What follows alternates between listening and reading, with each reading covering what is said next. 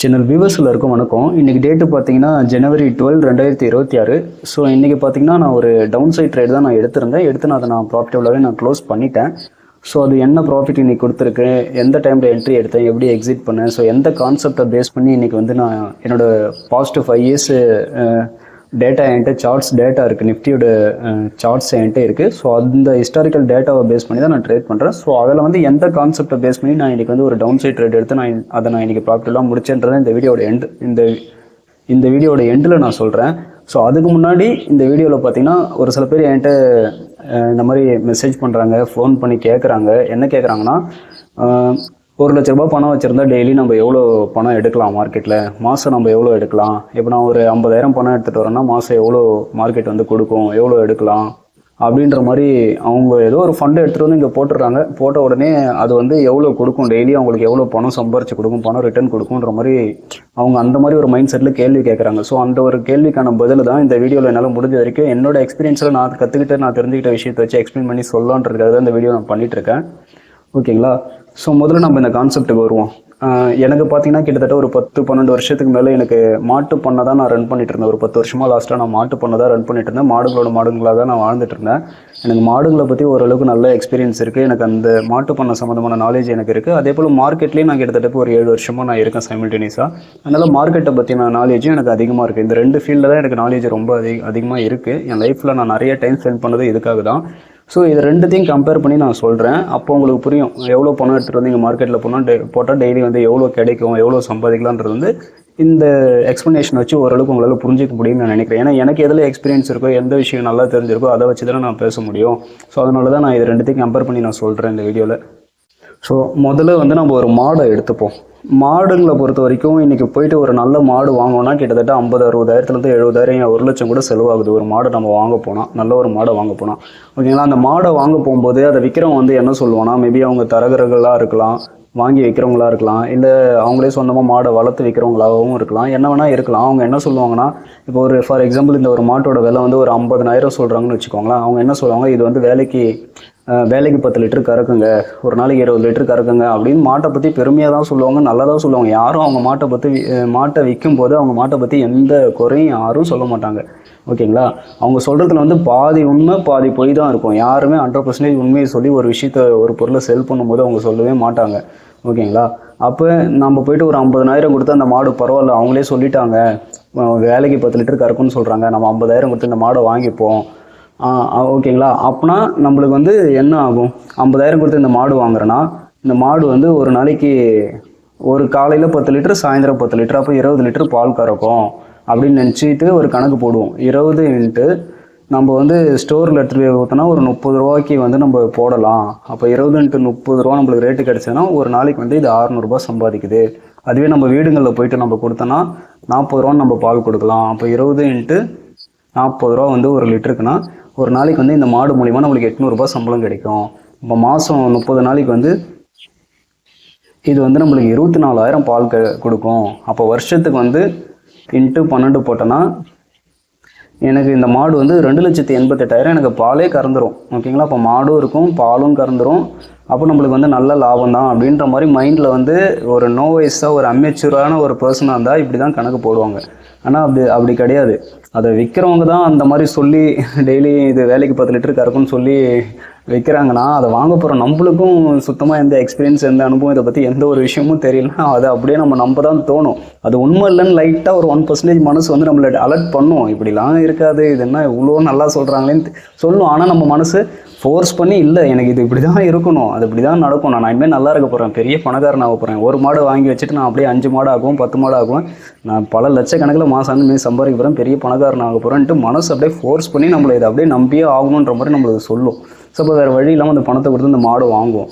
ஓகேங்களா? அதே மாதிரி ஒரு சில பேர் பார்த்தீங்கன்னா பாலை கறந்து கூட காட்டுவாங்க. அது ஒரே வேலையில் 10 லிட்டர் கறக்கிற மாதிரி அந்த வேலையில் கறந்து கூட காட்டுவாங்க. ஆனால் அது எப்படி அவங்க பண்ணாங்கன்றது வந்து எல்லாருக்கும் அது வந்து புரியாது. ஓகேங்களா? மேபி அவங்க 2 வேளை 2 நாள் வந்து பாலே கறக்காமல் மடியை கண்ணுக்குட்டியும் பால் குடிக்க விடாமல் பாலும் கறக்காமல் 2-3 வேளை வந்து மடியை கட்டி வச்சு நீங்கள் எப்போ வரீங்களோ கரெக்டாக வர நேரத்துக்குன்னு பார்த்து உங்கள் கண்ணு முன்னாடி அதை கறந்து காட்டி அந்த பாலை வந்து அவங்க எடுத்துருக்கலாம். ஓகேங்களா. அப்படி இல்லைனா இதுக்குன்னு ஹார்மோன் ஊசிலாம் நான் சில பேர் ரொம்ப ஒஸ்ட்டாக போய் ஹார்மோன் ஊசிலாம் பயன்படுத்துவாங்க. பால் கறக்கிறதுக்கு முன்னாடி அந்த ஊசியை போட்டால் பால் வந்து அதிகமாக கறக்கிற மாதிரிலாம் பண்ணுவாங்க. ரொம்ப ஒஸ்ட்டாலாம் பண்ணுவாங்க. ஒரு விஷயத்தை நம்ப வைக்கணும்னா அவங்க என்ன வேணால் பண்ணுறதுலாம் பண்ணுற ஆள்லாம் இருக்காங்க. ஸோ அந்த மாதிரி சின்ன சின்ன இந்த மாதிரி டெக்னிக்கெல்லாம் அவங்க பயன்படுத்தி ஸோ அந்த மாதிரி உங்ககிட்ட கறந்து கூட காட்டுவாங்க. அதெல்லாம் எதுவுமே உண்மை கிடையாது. ஒரு மாடு 10 லிட்டர் பால் கறக்குதுன்னா ஒரு வேலைக்கு அதோட மெயின்டெனன்ஸ் அதை விட பயங்கர ஜெயின்டான்டிக்காக இருக்கும். ஓகேங்களா. ஒரு 10 லிட்டர் பால் கறக்குதுன்னா நீங்கள் அது ஒரு 300 ரூபாய்க்கு 10 லிட்டரு ஒரு 300 ரூபாய்க்கு பால் கறக்குதுன்னா அப்போ அதுக்கு தீவன செலவும் நீங்கள் ஒரு 150 ரூபா 200 ரூபாய்க்கு நீங்கள் கொடுக்கணும். அவ்வளோ அந்தளவுக்கு அதுக்கு போஷக்கான பொருளை நீங்கள் கொடுத்தா தான் அந்த பாலையே அது கறக்கும். அதுவும் இல்லாமல் அந்த மாடு வந்து 20 லிட்டர்னா 20 லிட்டர் வந்து டெய்லியும் கறந்துடாது. போடுற புதுசில் பார்த்தீங்கன்னா எல்லா மாடுமே லாஸ்ட்டாக ஒரு 3 மாதம் வந்து பாலை நிறுத்துவாங்க. சனியாகிட்டு ஒரு 7-8 மாதத்தில் பாலை நிறுத்திடுவாங்க. அப்போ மீதி 3 மாதத்துக்கு வந்து ஃபுல் அண்ட் ஃபுல் அதுக்கு நிறைய தீவனம் சத்து இந்த பொருள்லாம் கொடுத்தால அது எல்லாமே உடம்புல தான் போய் சேருதே தவிர வெளியே எதுவும் வெளியேறாததுனால மாடு நல்லா சத்து கிடைக்கும். மாடு ஃபுல்லாக பார்த்தீங்கன்னா நல்லா ஜெய்ஜான்டிக்காக இருக்கும். நல்லா பார்க்குறதுக்கு அழகாக இருக்கும். பெரிய மடிலாம் பெருசாக இறங்கும் தான். ஏன்னா அந்த ஃபுட்டு எல்லாம் உடம்புலேயே சேர்த்து வச்சு அந்த மடிக்கு தான் வர மாதிரி தெரியறதுனால மாடு பார்த்தா கண்ணு போடுற டைமில் மடி இறங்குற டைமில் ரொம்ப பெருசாக தான் தெரியும். அதை பார்த்தோன்னே இது டெய்லி இவ்வளோ பெரிய மடி வச்சிருக்கேன், இது டெய்லியும் இப்படி தான் கறந்துருமான்ற மாதிரிலாம் சில பேர் புரியாமல் அதை பார்த்து நினச்சிப்பாங்க. அது அப்படி கிடையாது. அது மாடு இப்போ வந்து கண்ணு போட்ட புதுசில் தான் ஓரளவு பால் நல்லா கறக்கும். இப்போ போக போக போக போக சுத்தமாக பால் வந்து குறைஞ்சிடும். ஓகேங்களா. 10 லிட்டர் கறக்கிற மாடு கொஞ்சம் கொஞ்சமாக குறைச்சிட்டே வரும். ஒரு நாளைக்கே 10 லிட்டர் கறக்குதுன்னா 8 தான் கறக்கும், 7 கறக்கும், 6 கறக்கும், 5 கறக்கும், 3 கறக்கும், 2 கறக்கும். கடைசியாக வந்து முடிகிற டைமில் அரை லிட்டர் 1 லிட்டர் கூட கறக்காது. ஸோ அந்த மாதிரி நின்றுடும். அதெல்லாம் எதுவுமே நாலேஜ் இல்லாமல் இது 50,000 பணம் கொடுத்து இந்த மாடை வாங்கிட்டோம், இது எனக்கு டெய்லி 20 லிட்டர் கறந்தே தீரும், இதை வச்சு நான் பணக்காரன் ஆகிடும் அப்படின்லாம் நினைக்காதீங்க. அதுவும் நம்மள மாதிரி ஒரு மனுஷன் தான், உயிர் உள்ள பொருள் தான். ஒரு மனுஷனுக்கு வந்து அவனுக்கு எல்லா நேரமும் அவனோட ஃபுல் பர்ஃபார்மன்ஸ் அவனால் கொடுக்க முடியாது. அதே மாதிரி அவனுக்கு தேவையான அந்த ஃபுட்டு, அவனுக்கான தேவையான வசதிகள்லாம் செஞ்சு கொடுத்தா தான் அவன் வந்து அந்த வேலை செய்வான். ஸோ இந்த மாதிரி நிறையா பிரச்சனை இருக்குது. ஓகேங்களா. ஸோ நம்ம ரொம்ப இதை பற்றி நம்ம டீப்பாக பேச வேணாம். ஓகே, இப்போ ஒரு மாடு வந்து ஒரு 50,000 கொடுத்து நம்ம வாங்குறோன்னா அது வந்து என்ன ரிட்டர்ன் தரும்னு நீங்கள் எதிர்பார்க்குறேன். 50,000 எனக்கு நான் போட்டுட்டேன், அப்போ எனக்கு டெய்லி அது வந்து 500 ரூபாய்க்கு பால் கறந்தே தீரணும்னு சொல்லிட்டுலாம் அதை போய்ட்டு நீங்கள் ஃபோர்ஸ் பண்ணவே முடியாது. முதல்ல ஃபஸ்ட்டு ஸ்டெப் வந்து மாடு 50,000 கொடுத்து வாங்கி வந்துட்டீங்க, ஓகே. அதுக்கு ஃபஸ்ட்டு ஸ்டெப் என்னென்னா அதை வந்து முதல்ல ப்ரொடெக்டடாக வச்சுருக்கும். ஏன்னா சில பேர்லாம் மாடு 50,000 60,000 கொடுத்து வாங்கிட்டு வருவாங்க, வாங்கிட்டு வந்த ஒரே வாரத்துலேயே அது இறந்து போயிடும். ஸோ அந்த மாதிரிலாம் அதை சரியாக பராமரிக்காமல் கவனிக்காமல் ஒரு இடத்துலேருந்து இன்னொரு இடம் மாறும்போது இன்ஃபெக்ஷன் வரலாம், ஏதாவது டிசீஸ் வரலாம் அதுக்கு. இல்லை மடி பெருசாக கட்டிகிட்டே வச்சுட்டு இருந்தாலும் மடி நோய் வரலாம். ஏன்னா அதை சரியாக பால் கறக்காமல் போகாமல் அதை க்ளீனாக வச்சுருந்தா மடி நோய் வந்து இறந்து போகும். சில பேர் 10 லிட்டர் கறக்கிற மாடுன்னு சொல்லி வாங்கிட்டு வருவோம் 50,000க்கு, அது இன்னும் துருன்னு அது வாயில் தீவனம் பில்லு அது இதுன்னு அது வயிறில் சுத்தமாக இடமே இல்லாத அளவுக்கு அதை ஃபுல்லாக அதுவும் தின்னும். அதெல்லாம் முடிஞ்ச அளவுக்கு அது தின்னுட்டே தான் இருக்கும். அதனால் இருக்கிற எல்லாத்தையும் மாவு புண்ணாக்கு தவிடு என்ன முடியுமோ எல்லாத்தையும் அது வாயில் துருத்து அது வயிறை உப்பை வச்சு அதெல்லாம் செரிமானம் பண்ண முடியாமலாம் செத்து போன மாடுங்கள்லாம் இருக்குது. நானே பார்த்துருக்கேன், செத்து போயிடும். அந்த அளவுக்குலாம் ஃபோர்ஸ் பண்ணி அவன் 10 லிட்டர்னு சொன்னால் நான் பாரு என்னோட சயின்டிஸ்ட் மூலையை யூஸ் பண்ணி 5 லிட்டர் கறக்க வைக்கிறேன் பாரு ஒரு நாளைக்குன்னு சொல்லி அறிவாளிகள்லாம் பயங்கரமாக பண்ணி மாடுங்களை இறந்து போனதெல்லாம் நான் பார்த்துருக்கேன். ஸோ அதே மாதிரி ஓகேங்களா. அப்போ நான் என்ன சொல்ல வரேன்னா, முதல்ல வந்து நீங்கள் 50,000 இன்வெஸ்ட்மெண்ட் பண்ணி எடுத்துகிட்டு வர அந்த மாடு வந்து உயிரோடு இருக்கணும். இப்போ மார்க்கெட்டில் நம்ம ஒரு 1 லட்சம் கேபிட்டல் எடுத்துகிட்டு வரோம்னா முதல்ல அந்த 1 லட்சம் அப்படியே இருக்கணும், அதில் குறையக்கூடாது. அதுதான் ஃபஸ்ட்டு நம்மளோட கேபிட்டல். அதே மாதிரி இந்த மாடு உயிரோடு இருக்கணும். ஓகேங்களா. அதுதான் நம்மளுக்கு முக்கியம். அது கறக்கலை அதெல்லாம் அடுத்த கட்ட விஷயம். முதல்ல நம்ம இன்வெஸ்ட்மெண்ட் பண்ணி எடுத்துகிட்டு வந்து இந்த மாடு வந்து உயிரோடு இருக்கணும். இன்னும் 5 வருஷம் ஆனாலும் 10 வருஷம் ஆனாலும் அது நம்மகிட்ட உயிரோடு இருக்கணும். அதுதான் நம்மளோட ஃபஸ்ட்டு ஃபுல் ஃபோக்கஸ். ஓகேங்களா. அப்போ நீங்கள் மார்க்கெட்டுக்கு ஒரு 1 லட்சம் கேபிட்டல் எடுத்துகிட்டு வரீங்க, 10 லட்சம் கேபிட்டல் எடுத்துகிட்டு வரீங்கன்னா முதல்ல அந்த பணம் அப்படியே இருக்கணும் அக்கௌண்ட்டில். அதில் எந்த ஒரு டெப்ரிஷியேஷனும் ஆகக்கூடாது, எந்த ஒரு லாஸும் வரக்கூடாது, அக்கௌண்ட் வந்து வாஷ் அவுட் ஆகக்கூடாது, எதுவும் ஆகக்கூடாது. முதல்ல கேபிட்டல் நம்மளுக்கு ப்ரொடெக்ட் பண்ணணும். அதுதான் ஃபஸ்ட்டு ரூல். இங்கே இந்த மாடு வந்து நம்மள்கிட்ட உயிரோடு இருக்கணும், ப்ரொடெக்டடாக இருக்கணும், தான் ஃபஸ்ட்டு ரூல்.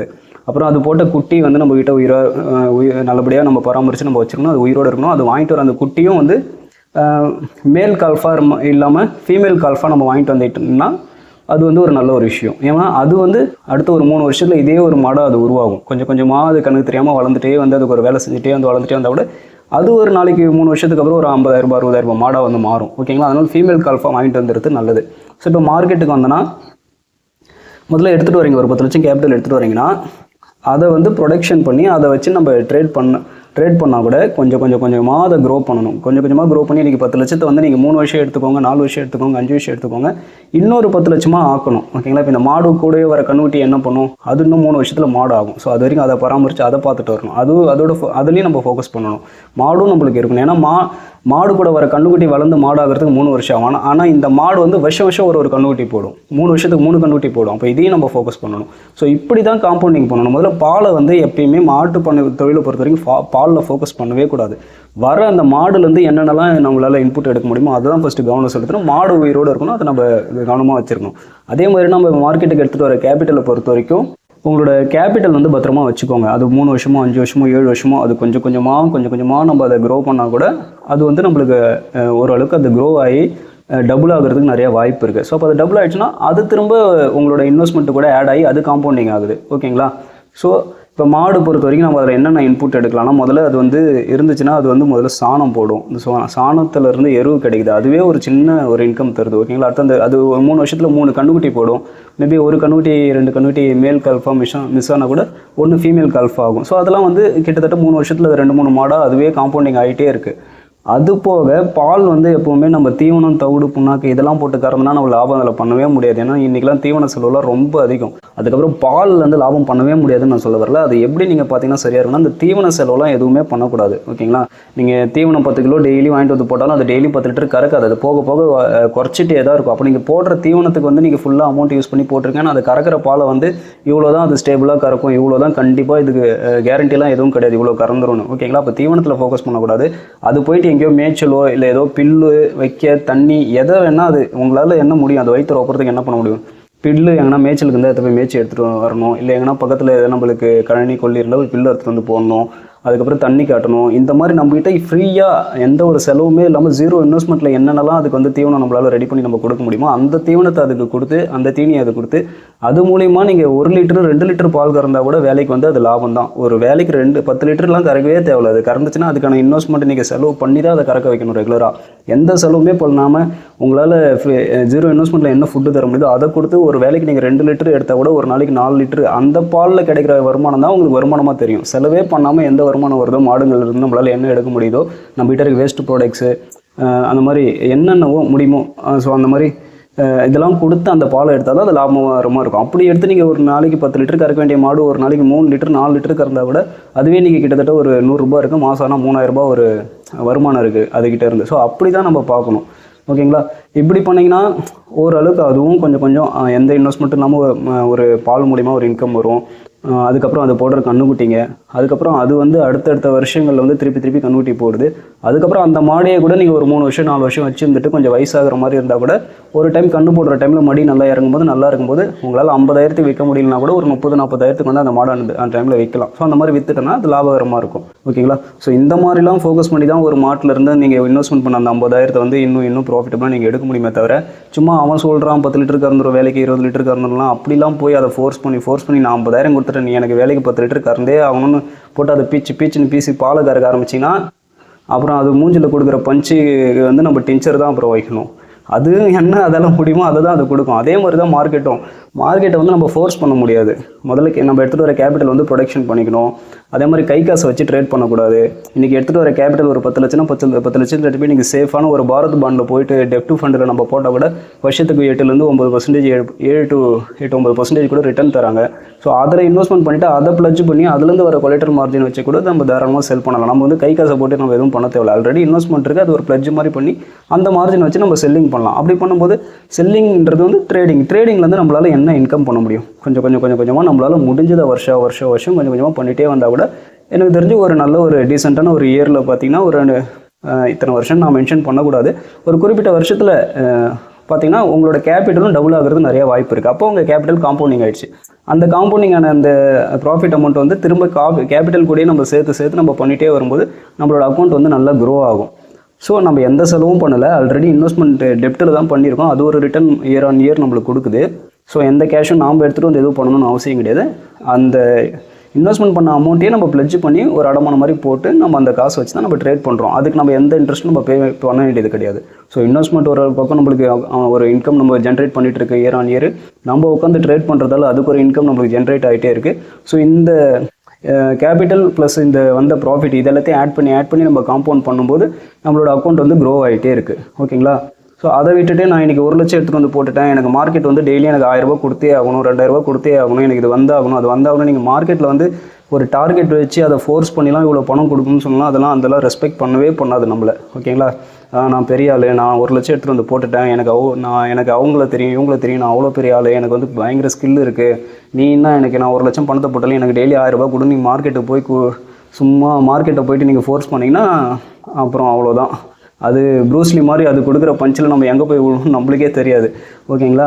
ஸோ புரிதல் வந்து இப்படி புரிஞ்சுக்கோங்க. மார்க்கெட் என்ன கொடுக்குதோ அதை தான் எடுத்துக்க முடியும். அதுக்கிட்ட போய்ட்டு நம்ம அன்றைக்கி ஃபோர்ஸ் பண்ணி எனக்கு இவ்வளோ வச்சா இவ்வளோ வேணும்லாம் சொல்ல முடியாது. மார்க்கெட் கண்டிஷனுக்கு ஏற்ற மாதிரி நாமளும் கொஞ்சம் ஃப்ளெக்சிபிளாக நம்மளோட ரிஸ்க்கை கரெக்டாக மேனேஜ் பண்ணி நம்மளும் நல்ல ஒரு ப்ரூவனான ஒரு டெக்னிக்கை யூஸ் பண்ணி நம்ம மார்க்கெட்டை அப்ரோச் பண்ணி போனால் தான் மார்க்கெட் நம்மளை ரெஸ்பெக்ட் பண்ணி நம்மளை வந்து மார்க்கெட் ரெஸ்பெக்ட் பண்ணும், நம்மளோட ஒர்க்குக்கு ரெஸ்பெக்ட் பண்ணி நம்மளுக்கான என்ன ரிவார்டோ அதை கொடுக்கும். ஓகேங்களா?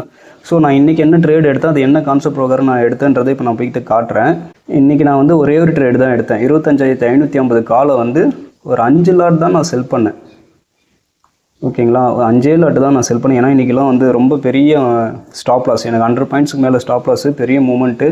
நார்மலாக நிஃப்டி பார்த்தீங்கன்னா ஒரு கேண்டிலுக்கு 30 பாயிண்ட் 20 பாயிண்ட் 15 பாயிண்ட் 40 பாயிண்ட் இப்படி தான் மூவ் ஆகிட்டு இருந்துச்சு. பட் இப்போலாம் பார்த்தீங்கன்னா ஒரு 2-3 நாளாக ஒரு கேண்டிலுக்கே 80 பாயிண்ட் 100 பாயிண்ட்ஸ் 50 பாயிண்ட் 40 பாயிண்ட்ஸ் இப்போ வலைட்டெல்லாம் மூவ் ஆகுது. அப்படி பண்ணும்போது நம்ம வந்து ஸ்டாப் லாஸ் பெருசாகும்போது என்னோடய ரிஸ்க்கையும் என்னோடய குவான்டிட்டிஸையும் வந்து நான் அதுக்கேற்ற மாதிரி பொசிஷன் சைசிங் தான் பண்ணி போடுவேன். அதனால் பார்த்தீங்கன்னா நான் காலையில் ஒரு 9:30க்கு ஒரு 5 லாட் நான் செல் பண்ணியிருந்தேன். அதுக்கப்புறம் 11:30க்கு என்னோடய டார்கெட் பக்கம் வந்துட்டதால் நான் போய்ட்டு அந்த செல் பண்ண 5 லாட்டையும் வந்து நான் க்ளோஸ் பண்ணிட்டேன். ஓகேங்களா? ஒரே ஒரு ட்ரேட் தான் இன்றைக்கி 5 லாட்டு தான் போட்டேன். அதில் வந்து பார்த்திங்கன்னா ஒரு 18,000 ரூபாய் எனக்கு ப்ராஃபிட்டு. ஸோ என்ன ப்ரைஸ் ஆக்ஷன் ப்ரோக்ராம் நான் ட்ரேட் எடுத்தேன்னா நான் அடிக்கடி நான் சொல்லிகிட்டே இருப்பேன். எனக்கு வந்து ராவுன்னு ஒரு ஸ்ட்ராட்டஜி ப்ரோக்ராம், அதில் டவுன் சைடில் டைப் 1 ப்ரோக்ராம் தான் நான் இன்றைக்கும் நான் ட்ரேட் எடுத்தேன். பட் ஆக்சுவல் டார்கெட் வந்து எனக்கு S2 S3 வரைக்கும் நான் வைப்பேன் ஆக்சுவலாக. பட் நான் இன்றைக்கி வந்து நான் குயிக்காகவே புக் பண்ணிட்டேன். அது ஏன்னா நிறைய ரீசன்ஸ் இருக்குது. நான் எக்ஸாம்பிள் சார்ட்ஸ் எடுத்து வச்சு நான் காட்டுறேன். இப்போ இந்த ராவன் ஸ்ட்ராட்டஜி ப்ரோக்ராம் 2021 வந்த ட்ரேட்ஸ் எடுத்து நான் காட்டுறேன். ராவன் டவுன் சைடு, அதில் வந்து டைப் 1 போய்ப்போம். ஸ்டாப் லாஸ் ட்ரேட்ஸே போய்ட்டு எக்ஸ்பிளைன் பண்ணி காட்டுறேன். ஏன்னா இன்றைக்கி அப்சைட் ரிவர்சல் ஆகிடுச்சுல்ல. ஓகே, இதில் பார்த்தீங்கன்னா இது வந்து எனக்கு ராவன் டவுன் சைட் டைப் 1 அப்படின்ற ஸ்ட்ராட்டஜி ப்ரோக்ராம். இந்த S1 தாண்டி க்ளோஸ் வச்சேனே நான் என்ட்ரி எடுத்துக்கிட்டேன். ஆக்சுவல் என்னோட டார்கெட் எங்கே வைப்பேன்னா S2 S3 50% வரைக்கும் S2 S3 50% தான் வைப்பேன். பட் இன்றைக்கி ஏன் நான் S1 S2 50%லேயே என்னோட டார்கெட்டை நான் புக் பண்ணிட்டேன்னா அதுக்கு நிறைய காரணங்கள் இருக்குது. ஸோ அந்த காரணங்களை நான் எக்ஸ்பிளைன் பண்ணுறேன். ஃபஸ்ட்டு ஒரு காரணம் வந்து லாஸ்ட் 4 டேஸாக இந்த ராவன் டவுன் சைட் ஸ்ட்ராட்டஜியே தான் டவுன் சைடு வந்துகிட்டே இருக்குது. ஓகேங்களா? ஃபுல்லாக மார்க்கெட் டவுன் சைடாகவே போயிட்டுருக்கு. ஸோ இதே மாதிரி தான் ஒரே ஸ்ட்ராட்டஜி திரும்பலாம் வந்துட்டுருக்காது. கொஞ்சம் மாறி தான் வரும். ஆனால் லாஸ்ட் 3 to 4 டேஸாக இந்த டவுன் சைட் ஸ்ட்ராட்டஜியே தான் ஃபாலோ ஆகுது. அது இல்லாமல் என்னோட ஸ்டாப் லாஸ் பார்த்தீங்கன்னா 100 ஆப்ஷன் ஸ்ட்ரைக்லேயே பார்த்தீங்கன்னா எனக்கு 100 பாயிண்ட்ஸ் வந்து ஸ்டாப் லாஸ் காட்டுது. இந்த ரேஞ்சு பார்த்தீங்கன்னா 200 பாயிண்ட்டுக்கு மேலே காட்டுது. ஸோ ஆல்ரெடி இது ஒரு 200 பாயிண்ட் டவுன் ஆகிடுச்சு நான் என்ட்ரி எடுக்கிறதுக்குள்ளே. அதுக்கப்புறம் என்னோடய ட்ரேடு போகணும்னா ட்ரேடு டார்கெட் போகணும்னா அங்கேருந்து இன்னொரு 200 பாயிண்ட் வர மூவ் ஆகணும். அப்போ கிட்டத்தட்ட 400 பாயிண்ட்ஸ் இன்றைக்கி மூவ்மெண்ட் கொடுத்தா தான் என்னோட டார்கெட் போகணும். ஸோ இது வந்து ரொம்ப பெரிய ரேஞ்சாக இருக்குது. எல்லா நாளும் இப்படி இருக்காது. இன்றைக்கி ரொம்ப பெரிய ரேஞ்சாக இருக்கிறதுனால அவ்வளோ பெரிய டார்கெட் போகிறது வந்து ரொம்ப கஷ்டம். அதனால தான் இன்றைக்கி S1 S2 50%லேயே வந்து நான் டார்கெட்டை நான் புக் பண்ணிட்டேன். ஓகேங்களா? இது வந்து பழைய சார்ட் 2021. பட் இன்றைக்கும் எடுத்து பார்த்தீங்கன்னா S1 S2 50% வரைக்கும் கரெக்டாக வந்திருக்கும். இந்த மாதிரி ஒரு சில கண்டிஷன்ஸில் வந்து S2 S3 50% வரைக்கும்லாம் நான் வெயிட் பண்ண மாட்டேன். ஏன்னா அவ்வளோலாம் போகிறது ரொம்ப டவுட்டு. அதனால் S1 S2 50%ல் நான் சேஃபாக வந்து டார்கெட்டை புக் பண்ணிக்கிறேன். ஏன்னா நான் என்ட்ரி எடுத்த இடம் வந்து 110 என்ட்ரி எடுத்திருக்கேன். ஸ்டாப் லாஸ் வந்து 210 இருக்குது. ஆல்ரெடி எனக்கு 100 பாயிண்ட் ஸ்டாப் லாஸ் இருக்குது. அப்போ எனக்கு ஃபேவராக மூவ் ஆச்சுன்னா எவ்வளோ தூரம் மூவ் ஆக முடியும்? ஓகேங்களா? சுத்தமாக எனக்கு 1:1 தான் இருக்குது. அதுவும் இன்றைக்கி மண்டே இன்றைக்கி ஃபுல்லாலாம் கரையாது. ஸோ நான் என்ன தான் வெயிட் பண்ணி இன்றைக்கி S2 S3 50% வெயிட் பண்ணாலும் எனக்கு ஒன்றும் பெருசாக ப்ராஃபிட் கிடைக்க போகிறது. ஏன்னா அவ்வளோலாம் இன்றைக்கி கரையாது. அதனால எனக்கு இந்த S1 S2 50% நல்ல டீசெண்டான ப்ராஃபிட் இருந்தாலும் நான் அங்கேயே புக் பண்ணிட்டேன். லாஸ்ட்டு 4 டேஸ் டவுன் எல்லாரையுமே அதே மைண்ட் செட்டுக்கு எடுத்துகிட்டு வந்துட்டாங்க. அப்போ இன்றைக்கும் ஃபுல்லாக டவுன் தான் ஆகுன்ற மாதிரி எல்லோரும் என்ன நினச்சிப்பாங்க, எல்லா நாளும் நம்ம புட்டை எடுத்து வச்சா புட்டை பை பண்ணி வச்சா அது பாட்டில் டவுன் தான் போயிட்டுருக்கு. அப்போ இன்றைக்கி நம்ம புட்டை டவுன் பண்ணி இன்றைக்கி ஃபுல்லாக விட்டு நிறைய ப்ராஃபிட் பண்ணிவிடுவோம்னு எல்லாரோட மைண்ட் செட்டும் ஓரளவுக்கு இன்றைக்கி அந்த நிலைமைக்கு வந்துட்டுருக்கும்.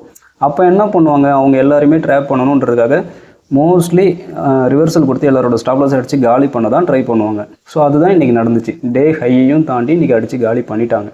அதனால எனக்கு இந்த ஏரியாவில் நான் டார்கெட்டை நான் புக் பண்ணிவிட்டு நான் வந்துட்டேன். அதனால தான் இன்றைக்கி இந்த 18,000 ப்ராஃபிட் பண்ணியிருக்கேன். ஓகேங்களா? இதுதான் இன்றைக்கான ப்ரைஸ் ஆக்ஷன். ஸோ இந்த எக்ஸாம்பிளில் பாருங்கள், ஸோ இந்த எக்ஸாம்பிள் பாருங்கள், S1 தாண்டி க்ளோஸு, ஆனால் இங்கே S2 S3 50% இங்கே இருக்குது, இது வரைக்கும்லாம் வர முடியல. அதுக்கு முன்னாடியே பாருங்கள் S1 S2 50%ல் வந்து டார்கெட் அடிச்சுட்டு அதுக்கப்புறம் நல்ல ஒரு ரிவர்சல். ஸோ ஒரு சில விஷயங்கள் வந்து ஸ்ட்ராட்டஜிக்கலாக நம்ம பண்ணிடலாம். ஒரு சில விஷயம் வந்து எக்ஸ்பீரியன்ஸ், நம்ம மார்க்கெட்டில் எவ்வளோ டைம் ஸ்பெண்ட் பண்ணி உட்காந்து எத்தனை வருஷம் நம்ம பார்த்து எக்ஸ்பீரியன்ஸ் கெயின் பண்ணுறோமோ அதை பேஸ் பண்ணி தான் ஒரு சில விஷயங்கள்லாம் நம்ம பண்ண முடியும். ஓகேங்களா? ஸோ இன்றைக்கி வந்து எக்ஸ்பீரியன்ஸை பேஸ் பண்ணி தான் நான் டார்கெட் இந்த S1 S2 50%லேருந்து ரிவர்சல் வரதுக்கு வாய்ப்பு இருக்குது. ஸோ அதனால் நம்ம இங்கேயே புக் பண்ணிட்டேன். ஒருவேளை நான் சம்டைம்ஸ் ஓகே நான் நார்மல் டேஸாகவே போயிட்டுருக்கு, எனக்கு வந்து ஒன்றும் பிரச்சனை இல்லைன்னு இருந்திருந்தால் இன்னொரு அட்ஜஸ்ட்மெண்ட் ட்ரேட் எடுத்து இந்த லாஸை வந்து ஓரளவு ரெக்கவர் பண்ண ட்ரை பண்ணியிருப்பேன். இந்த கால் ஆப்ஷனை செல் பண்ணியிருந்தேன், இதுலேருந்து வர லாஸ் வந்து இங்கே புட் ஆப்ஷனை செல் பண்ணிவிடுவேன். 50 தாண்டி க்ளோஸ் வச்சுனே புட்டை செல் பண்ணியிருப்பேன். அது ஓரளவுக்கு அந்த லாஸை வந்து ரெக்கவர் பண்ணி கொடுக்க எனக்கு. ஸோ அந்த பிளான் படி பண்ணியிருப்பேன். பட் இன்றைக்கி நான் வந்து ஓரளவுக்கு எனக்கு புரிஞ்சதாலும் முன்னாடியே நான் டார்கெட்டை புக் பண்ணிவிட்டு இந்த ட்ரேடோட நான் காலை செல் பண்ணல, அந்த ட்ரேடை வந்து ப்ராஃபிட்டபுளாக முடிச்சுட்டு அதோட நான் விட்டுட்டு வேறு எதுவும் ட்ரேட் எடுக்கல. இது வந்து 2021 இதே போல் தான் இந்த 5 வருஷத்துலேயும் நிறைய நாள் வந்து இந்த மாதிரி ட்ரேட்ஸ் தான் வந்திருக்கும். ஸோ நான் எல்லாத்தையும் எடுத்து வச்சு காட்டிகிட்டு இருந்தேன்னா ரொம்ப டைம் ஆகும். அதனால் அதெல்லாம் நான் எதுவும் காட்டலை. இதோட நான் இந்த வீடியோவை முடிச்சிக்கலான்னு இருக்கேன். மேபி இந்த வீடியோவில் வந்து நிறையா யூஸ்ஃபுல்லான விஷயங்கள் நான் சொல்லியிருப்பேன். மேபி அது உங்களுக்கு புரிஞ்சிருக்குன்னு நினைக்கிறேன், யூஸ்ஃபுல்லாக இருந்திருக்குன்னு நினைக்கிறேன். மார்க்கெட்டை வந்து எதுவும் ஃபோர்ஸ் பண்ணி நீங்களாக இவ்வளோ டார்கெட் வச்சு இவ்வளோ பண்ணணும்லாம் நினைக்காதீங்க. அதெல்லாம் அது பண்ணாது. அதோட கண்டிஷன் அதுக்கு என்ன இருக்கோ எப்படி இருக்கோ அதை பேஸ் பண்ணி தான் அது நம்மளுக்கு தர்றதை தரும், இல்லை எடுக்கிறதுனாலும் எடுக்கும். ஓகேங்களா? ஸோ அது என்ன தருதோ அதை எடுத்துக்கணும், அவ்வளோதான். இதை வந்து லாங் டேர்முக்கு பார்க்கணும். ஒரு வருஷத்தில் முடிகிற, ஒரு நாளில், ஒரு வாரத்தில், ஒரு மாதத்தில் முடிகிற விஷயம் கிடையாது இது. ஒன்ஸ் இது உள்ளே இறங்கிட்டேன்னா அதை வந்து 5 வருஷம் 10 வருஷம் 20 வருஷத்துக்கு நீங்கள் இதையே திரும்ப ஒரு ப்ராசஸை ரிப்பீட் பண்ணி டிசிப்ளினாக ரொம்ப ஜாகிரதையாக உங்கள் கேபிட்டலை ப்ரொடக்ஷன் பண்ணிவிட்டு உங்களால் என்ன உங்களோட ரிஸ்க் அப்பிடேட் என்னவோ அதுக்கேற்ற ரிஸ்க்கை மட்டும் எடுத்து நீங்கள் சேஃபாக பண்ணிங்கன்னா கண்டிப்பாக நம்மளோட அக்கௌண்ட் வந்து கொஞ்சம் கொஞ்சமாக க்ரோ பண்ணி கொஞ்சம் கொஞ்சமாக காம்பவுண்டிங் பண்ணி நல்ல ஒரு பெரிய ஒரு கார்பஸ் வந்து நம்ம பில்ட் பண்ணுறதுக்கான வாய்ப்புகள் வந்து நிறையாவே இருக்குது. இதில் பண்ணவே முடியாதுன்னு கிடையாது. சில விஷயங்கள் நம்ம மார்க்கெட்டுக்காக நம்ம மாற்றிக்கிட்டு நம்ம ரெடி பண்ணோன்னா கண்டிப்பாக மார்க்கெட் நம்மளை மதிக்கும், நம்மளை ரிவார்ட் பண்ணும். அதில் எந்த டவுட்டும் இல்லை. ஓகேங்களா? ஸோ என் கூட ஏதாச்சும் பேசணும் விருப்பம் இருந்தால் என்னோடய வாட்ஸ்அப் நம்பர் கொடுத்துருக்கு, அதில் மெசேஜ் பண்ணுங்கள், நான் ரிப்ளை பண்ணுறேன். இன்றைக்கான வீடியோ இவ்வளோ தான். மீண்டும் அடுத்த ஒரு வீடியோவில் நல்ல ஒரு பதிவோடு நான் உங்களை சந்திக்கிறேன். தேங்க்யூ.